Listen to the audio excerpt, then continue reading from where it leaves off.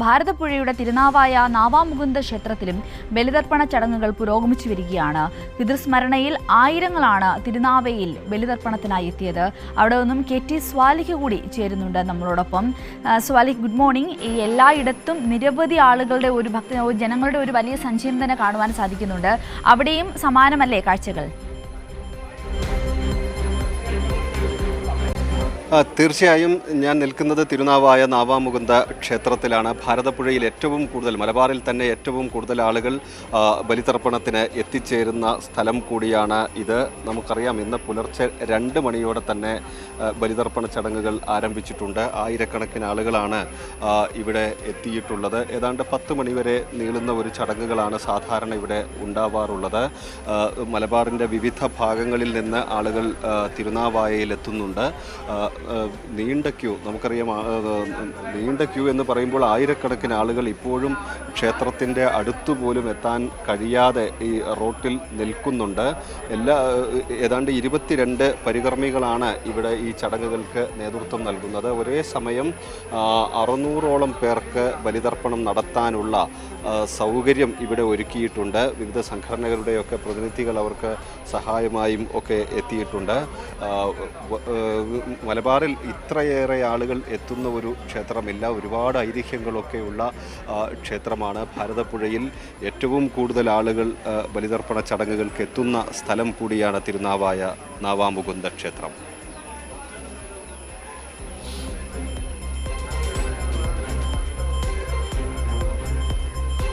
സ്വാലിഹ്, ഇപ്പോൾ നമുക്ക് ആ ദൃശ്യങ്ങൾ തന്നെ വ്യക്തമാണ്. നിരവധി ആളുകൾ അവിടെ എത്തുന്നുണ്ട്. അവർക്ക് വേണ്ടിയിട്ടുള്ള എല്ലാവിധ സജ്ജീകരണങ്ങളും അവിടെ തയ്യാറായിട്ടുണ്ടോ? എത്ര മണിവരെ ആയിരിക്കും ഈ ഒരു പിതൃതർപ്പണ ചടങ്ങുകൾ പുരോഗമിക്കുക?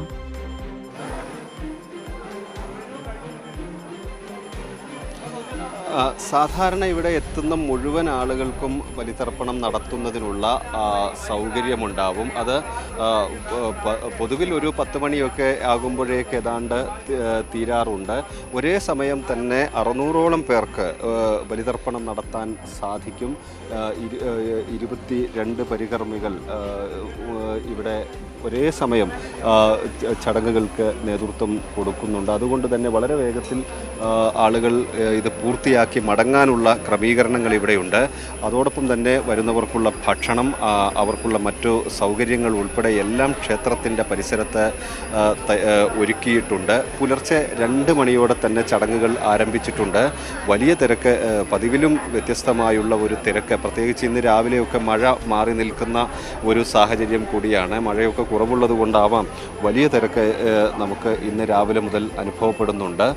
പുലർച്ചെ മുതൽ തന്നെ വലിയ തിരക്കാണ് ഇവിടെ ഇത്തവണ നമുക്ക് കാണാൻ കഴിയുന്നത്. സ്വാലിഹ്, ഈ തിരുനാവായ നാവാമുകുന്ദ ക്ഷേത്രമാണോ മലപ്പുറത്തെ ഏറ്റവും കൂടുതൽ ഈ ബലിതർപ്പണ ചടങ്ങുകൾ നടക്കുന്ന സ്ഥലം? അതിന് ഇതുമായി ബന്ധപ്പെട്ടിട്ടുള്ള എന്തെങ്കിലും പ്രത്യേക കാരണങ്ങളോ മറ്റോ ഉണ്ടോ?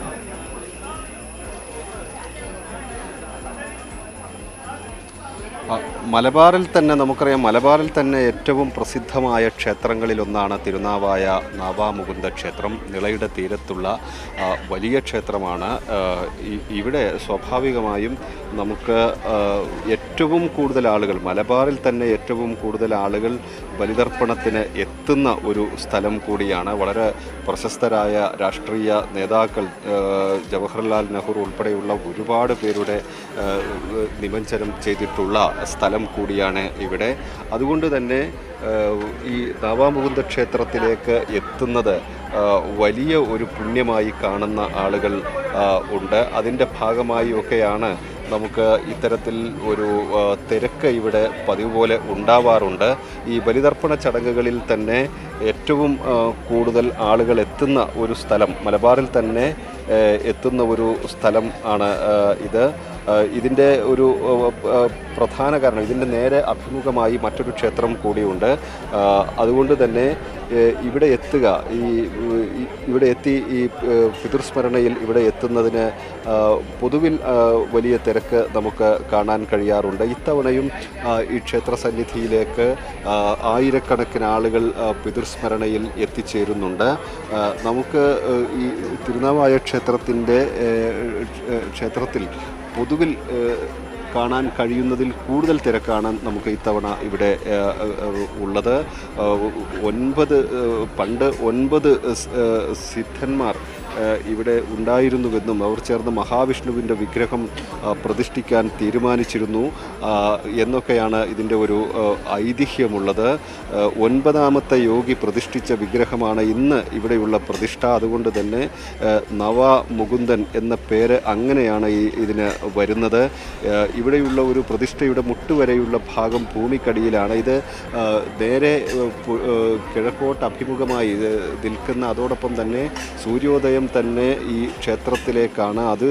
അത്തരത്തിൽ വലിയ പ്രാധാന്യമുണ്ട്. അതോടൊപ്പം തന്നെ മലബാറിലെ പ്രസിദ്ധമായ മാമാങ്ക മഹോത്സവത്തിൻ്റെയൊക്കെ ചരിത്രം ഈ ക്ഷേത്രത്തിനുണ്ട്. അതിൻ്റെയൊക്കെ ഭാഗമായി വളരെ പ്രസിദ്ധമായ ഈ ക്ഷേത്രത്തിൽ സ്മരണയിൽ ആളുകൾ, ആയിരക്കണക്കിന് ആളുകൾ ഓരോ വർഷവും എത്തിച്ചേരാറുണ്ട്.